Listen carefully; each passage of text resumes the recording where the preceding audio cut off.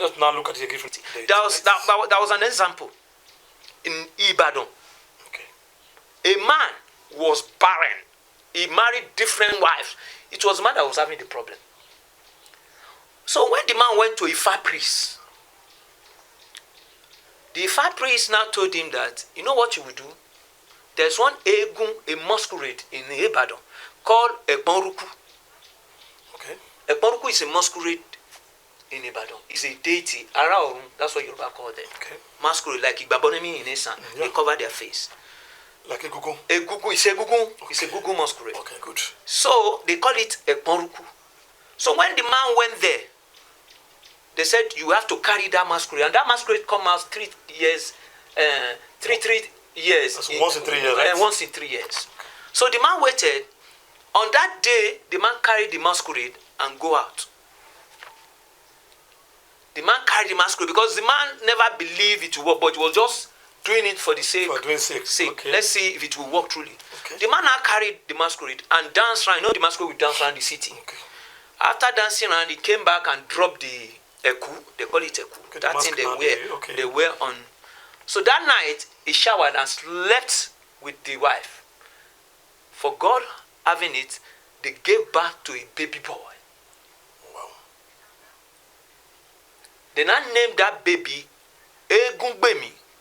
Okay.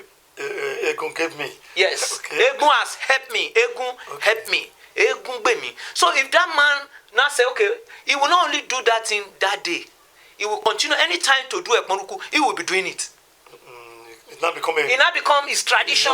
He now took it because that thing gave him a child that he has longed for years. So the man started carrying the masquerade. So when the boy grew up, he was now following the father. They were now calling Ekponruku Omo Egungbemi. Ekponruku Baba Egungbemi. They now call it the Ekponruku, which is the major masquerade. Okay. That is the father of Egungbemi, which is the small boy. Okay. After some time, they now make masquerade for the boy. So the boy too were now wearing masquerade clothes and follow his father. So the boy grew up. So the family now become a masquerade family. So they pay back the deities what they pledged to eternity. So you can see how the father affect the son. Okay. The son now become a masquerade carrier. The carrier of Ekponruku. Because the Ekponruku comes once in 3 years. So the boy comes in every year. Because the boy is a deity under Ekponruku. Okay. He now called his own masquerade Egungbemi.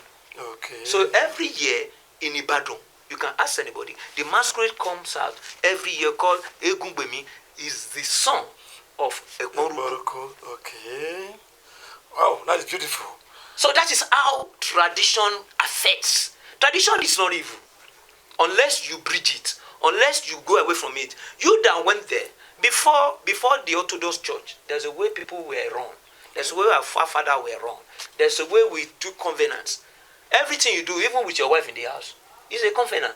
You and your children, it is a covenant. You tell a child, my son, my daughter, this is what I want you to do. If you do it, if you don't do it, this is what happens to you. It's already a covenant because it's an agreement between the two of you. Telling your child the do's and the don'ts in your house as a father.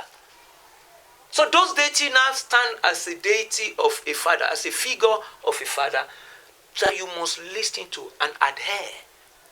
In English, we call it dogmatic adhere to the tenets of that oracle or deity. Wow, dogmatic. That's unchallenged. Unchallenged. No questioning. No questioning.